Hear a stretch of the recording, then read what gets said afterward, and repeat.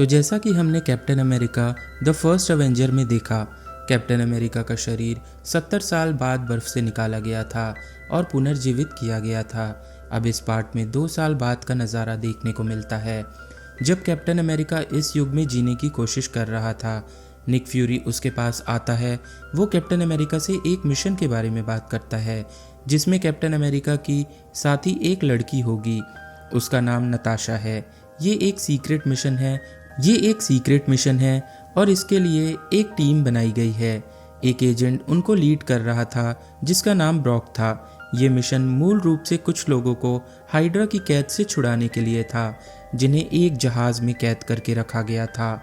Captain America अपनी team के साथ उस जहाज पर जाता है। वहां जाकर हम वहां के लीडर को देखते हैं। उसका नाम जॉर्ज था। यहाँ वे लड़ते हैं। जॉर्ज ने कैप्टन अमेरिका को किक्स मारना शुरू कर दिया। वो उस पर हाथों से वार भी कर रहा था, लेकिन कैप्टन अमेरिका अपनी ढाल से अपना बचाव करते हैं। इसके बाद कैप्टन अमेरिका भी अपनी ढाल का इस्तेमाल करते हुए उस पर वार करते हैं। जॉर्ज गिरने वाला था, लेकिन उसका शरीर इतना लचीला था कि वो पलटकर खड़ा हो जाता है और वो कैप्टन अमेरिका को लात मारना शुरू कर देता है। वो उससे कहता है कि यदि तुम इतने साहसी हो तो अपना मास्क उतार दो और बिना ढाल के मुझसे लड़ो। कैप्टन अमेरिका अपनी ढाल पीछे लगाते हैं। वो अपना मास्क उतारते हैं और उससे लड़ना शुरू कर देते हैं। कैप्टन अमेरिका यानी स्टीव जॉर्ज को मार रहे थे। जॉर्ज भी उनसे लड़ रहा था। तभी कैप्टन अमेरिका गुस्से में आ जाते हैं। वो उसको दरवाजे पर धक्का देते हैं। इससे दरवाज़ा टूट जाता है और वे अंदर गिर जाते हैं। इससे जॉर्ज का सर धरती से टकराता है और वो कुछ देर के लिए बेहोश हो जाता है। ये वो कमरा था जहां नताशा थी। वो जहाज से डेटा को यूएसबी में कॉपी कर रही थी। तभी कैप्टन अमेरिका उसके पास आता है और वो कहती है कि मैंने अपना काम कर दिया है। उनके इस जगह को छोड़ने से पहले जॉर्ज को होश आ जाता है। वो फिर से लड़ाई के लिए तैयार हो जाता है और कैप्टन अमेरिका और नताशा पर ग्रेनेड फेंक देता है। कैप्टन अमेरिका अपनी जान बचाते हुए अपने हेडक्वार्टर में आ जाते हैं। वो निक फ्यूरी को सब कुछ बता देते हैं। यहाँ निक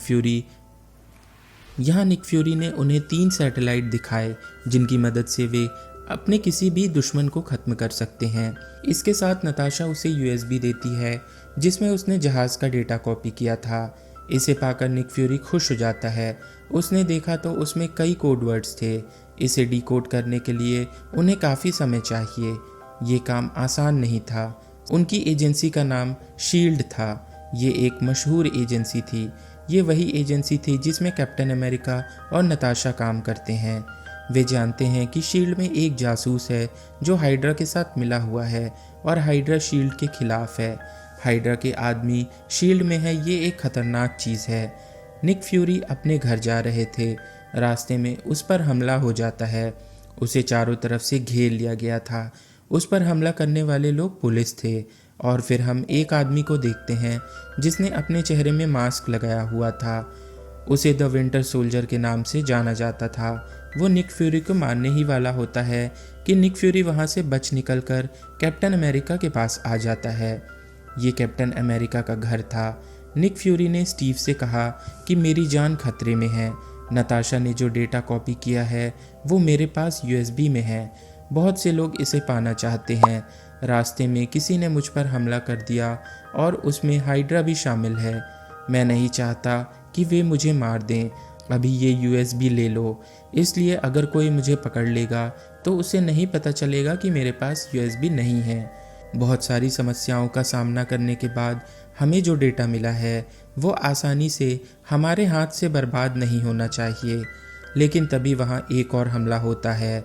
ये हमला किसी और ने नहीं बल्कि विंटर सोल्जर ने किया था। इससे निक फ्यूरी बुरी तरह घायल हो जाते हैं। खुद को और उस डेटा को बचाने के लिए कैप्टन वहाँ से भाग जाता है। निक फ्यूरी की मौत का गम कोई भी बर्दाश्त नहीं कर पा रहा था। उनके बॉडी को अस्पताल ले जाया जाता है और डॉक्टर से कहा जाता है कि उसे किसी भी कीमत पर रिवाइव करें। हमें उसकी ज़रूरत है और वे इस पर काम करना शुरू करते हैं। अब कैप्टन अमेरिका शील्ड के लीडर के पास जाते हैं। वो उससे कहता है कि कैप्टन, मुझे पता है कि जिस यूएसबी में तुमने डेटा चुराया है वो निक फ्यूरी के पास था और निक फ्यूरी कल रात तुमसे मिलने आए थे। इसका मतलब है कि तुम्हारे पास वो यूएसबी है, तो चुपचाप मुझे डेटा दे दो, क्योंकि तुम इतने बड़े भी नहीं हो कि मुझे तुम्हारे पास यूएसबी है ये पता ना चले। क्या तुम जानते भी हो कि ये डाटा कितना खतरनाक है? लेकिन स्टीव ने साफ साफ मना कर दिया। वो कहता है कि मेरे पास कोई यूएसबी नहीं है। इतना कहकर कैप्टन अमेरिका वहाँ से चला जाता है। वो लिफ्ट के पास आता है, लेकिन शील्ड के बॉस को ये पसंद नहीं था। वो अपने एजेंट से लिफ्ट में कैप्टन अमेरिका पर हमला करने के लिए कहता है।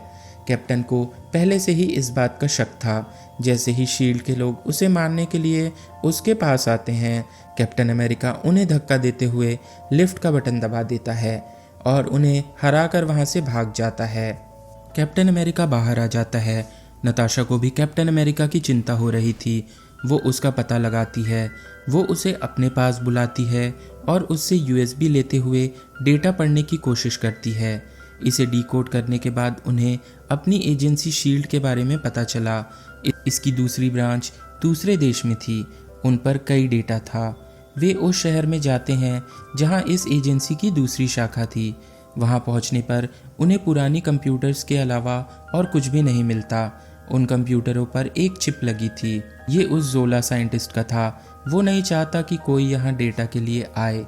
उन रिकॉर्डिंग्स में ये स्पष्ट था कि हाइड्रा को शील्ड के बारे में सारी जानकारी है, क्योंकि शील्ड के कई लोग हाइड्रा में मिले हुए हैं और हाइड्रा के कुछ जासूस शील्ड में शामिल हैं। इसलिए हाइड्रा का डेटा चुराने से शील्ड को कोई भी फ़ायदा नहीं मिल सकता था। यहाँ तक कि हाइड्रा को भी शील्ड के डेटा के बारे में जानने में कोई दिलचस्पी नहीं थी। लेकिन ये सब झूठ था, क्योंकि अगर उन्हें जानकारी चुराने की ज़रूरत नहीं है तो हाइड्रा ने शील्ड में अपने जासूस क्यों बिठाए हैं? यहाँ उनका सिर्फ ध्यान भटकाया जा रहा था। दूसरी तरफ एक सैटेलाइट एक्टिवेट हो जाता है, जिसके बारे में निक फ्यूरी ने कैप्टन अमेरिका को पहले बताया था कि ये हमारे शत्रुओं को मार डालेगा। लेकिन सैटेलाइट कैप्टन अमेरिका और नताशा को हाइड्रा के लोग मानता है। ये उन पर मिसाइल्स फेंक देता है, इसलिए इस एजेंसी की शाखा ब्लास्ट हो जाती है।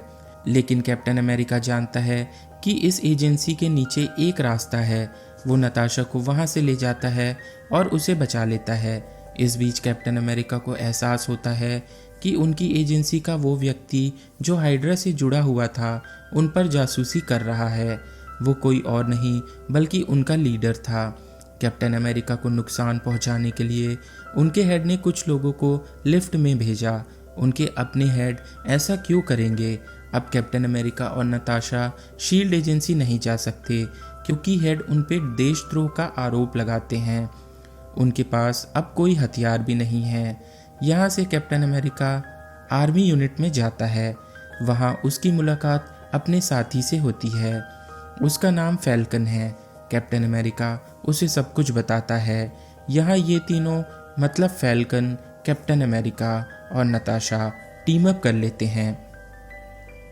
जब वे एक टीम बनाते हैं तो उन्हें पता चलता है कि शील्ड में एक और जासूस है। वो हाइड्रा का समर्थन कर रहा है। वो चश्मे वाला एक गंजा आदमी था और कैप्टन अमेरिका ने उसे पकड़ रखा था। कैप्टन उसे ब्लैकमेल करते हैं कि यदि वो उसे सच नहीं बताएगा तो वो उसे मार डालेंगे। यहाँ वो आदमी बताता है कि जब आप रेड स्कल के वैज्ञानिक को देखने गए थे तो वो आपसे हाइड्रा के बारे में बात कर रहा था। इसके बाद इसकी वजह से सैटेलाइट को लगा कि आप हाइड्रा के लोग हैं। इसने आप पर हमला करने की कोशिश की और उस इमारत को नष्ट कर दिया। ये आपकी 3 सैटेलाइट्स पर कब्जा करके हाइड्रा की योजना है। इसने उसमें से एक को ले लिया है। अब देखिए, जल्द ही वो समय आएगा जब तीनों सैटेलाइट्स हाइड्रा के लिए काम करेंगे। कैप्टन अमेरिका चश्मे वाले आदमी से कहता है कि उनके साथ आओ, हमें उस जगह के बारे में बताओ जहां ये हो रहा है। वो आदमी उनके साथ कार में बैठ जाता है। वे कुछ दूरी तक चले भी नहीं थे कि विंटर सोल्जर उन पर हमला कर देता है। कार का शीशा तोड़ते समय वो चश्मे वाले आदमी को अपने साथ ले जाता है। वो उसे मार डालने के लिए अपने साथ ले गया है, क्योंकि उसने हाइड्रा को धोखा दिया है। अब कैप्टन अमेरिका ऐसा नहीं चाहता। उन्हें मुश्किल से ही कोई ऐसा आदमी मिला है जो उन्हें सब कुछ सच बता रहा हो। इसलिए वो अपनी शील्ड लेकर बाहर चला जाता है विंटर सोल्जर से लड़ने के लिए। जैसे ही लड़ाई शुरू होती है विंटर सोल्जर का मास्क उतर जाता है।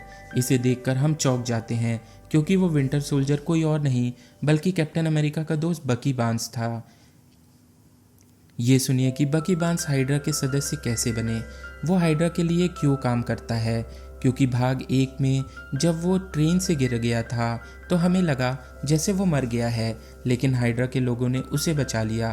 वे उसका माइंड वॉश करते हैं और शील्ड के खिलाफ कर देते हैं, यहाँ तक कि कैप्टन अमेरिका के खिलाफ भी, और वो हाइड्रा के लिए काम करना शुरू कर देता है। अगले सीन में हम देखते हैं कि कैप्टन अमेरिका निक फ्यूरी से मिलने जाता है। वो अब रिवाइव हो चुके हैं। वहाँ जाकर उसे असल में पता चला कि निक फ्यूरी मरा नहीं था, वो सिर्फ इसलिए अभिनय कर रहा था ताकि हाइड्रा उसे मरा समझकर छोड़ दें। निक फ्यूरी के साथी ने उन्हें तुरंत अस्पताल ले जाते समय उनकी जान बचाई थी। अब वो ठीक हैं। कैप्टन अमेरिका उसे इस तरह देखकर खुश हो जाता है। निक फ्यूरी उनसे कहते हैं, अब हमें अपना अगला मिशन पूरा करना है। जैसा कि आप जानते हैं कि हाइड्रा ने हमारे सभी सैटेलाइट्स को हैक कर लिया है। आपको बस सैटेलाइट के चिप की सेटिंग बदलनी होगी ताकि वे फिर से शील्ड से जुड़ सकें और शील्ड के अलावा किसी और एजेंसी का पालन ना करें। यदि आप ऐसा नहीं करेंगे तो वे इसके माध्यम से दूसरे देशों पर गोलीबारी शुरू कर देंगे। अब हम शील्ड एजेंसी के अंदर देखते हैं कि एक सैटेलाइट लॉन्च किया जा रहा है। सिक्योरिटी काउंसिल के कुछ लोग थे जो इसमें हिस्सा लेने वाले थे। शील्ड की लीड भी उनके साथ था। वो एक देशद्रोही था। कैप्टन अमेरिका ने घोषणा की कि हमारे बीच जासूस मौजूद है, हमें उन्हें पहचानना होगा क्योंकि मुझे पता है कि ये सैटेलाइट हैक हो गया है। हाइड्रा इसका इस्तेमाल हमारे खिलाफ करेगा। मैं आप सभी से मेरा समर्थन करने का अनुरोध करता हूँ। दूसरी तरफ हम सिक्योरिटी काउंसिल को देखते हैं और उनमें शील्ड की लीड भी शामिल था। उनके साथ एक वृद्ध महिला भी थी। वो अचानक उन पर बंदूक तान देती है। वो उन्हें किक करने लगती है। वे चौंक गए कि वो हमारे साथ है, फिर वो ऐसा क्यों कर रही है। फिर बुजुर्ग महिला कहती है, मैं नताशा हूँ, और वो अपने असली गेटअप में आ जाती है। वो कहती है कि मैंने सिर्फ तुम्हारे साथ आना और हर चीज़ की जासूसी करने का नाटक किया। तुम लोग बहुत बेवकूफ़ हो। निक फ्यूरी भी वहाँ आ जाते हैं। वो हेड से कहता है कि तुमने शील्ड का जो भी डेटा चुराया है उसे डिकोड करो और हमें वापस करो। हेड उसे मना करते हुए कहता है कि तुम यहाँ कैसे आए, तुम तो मर चुके थे। आत्मा को डेटा लेने से क्या मतलब। यहाँ उन्होंने निक फ्यूरी का मजाक उड़ाया था। फिर निक फ्यूरी अपने आँख से कपड़ा हटा देता है जिसे वो पहनता था। निक फ्यूरी हेड की आई स्कैन करके डेटा स्कैन कर लेता है। इसके साथ ही वो नताशा से कहता है कि वो हेड के सभी साथियों को मार डाले। फिर वो उन सभी को गोलियों से भूनते हुए मार देती है। कैप्टन अमेरिका भी अपना काम अच्छे से कर रहे थे जैसा निक फ्यूरी ने उसे बताया।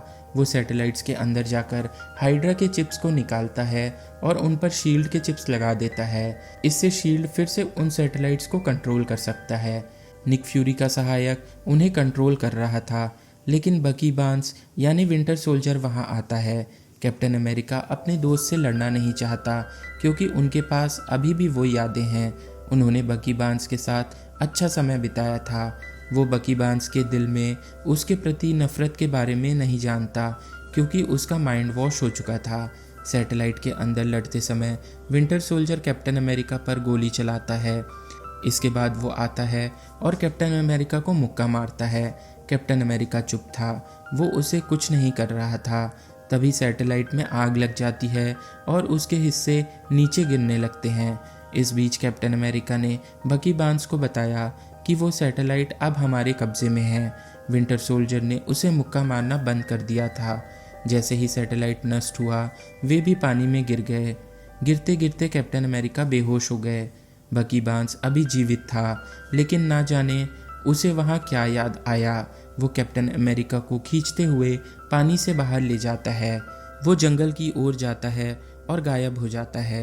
इसके बाद उसके बारे में कोई नहीं जानता।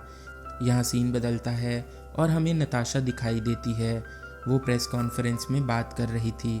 अब सब कुछ ठीक है, हमने हाइड्रा को हरा दिया है और अब सब कुछ हमारे कंट्रोल में है। अब फिल्म की आखिरी सीन में हम कैप्टन अमेरिका और निक फ्यूरी को एक साथ देखते हैं। वे एक कब्र पर खड़े थे। ये कोई और नहीं बल्कि निक फ्यूरी की नकली कब्र थी। निक फ्यूरी कैप्टन अमेरिका से कहते हैं कि यहाँ किसी को मत बताना कि मैं ज़िंदा हूँ। लोग समझें कि मैं मर गया हूँ, इसलिए कोई भी मेरा पीछा नहीं करेगा।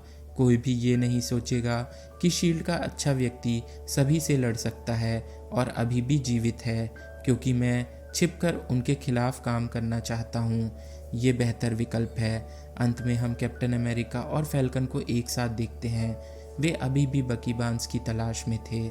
इसके साथ ही ये फिल्म यहीं समाप्त होती है।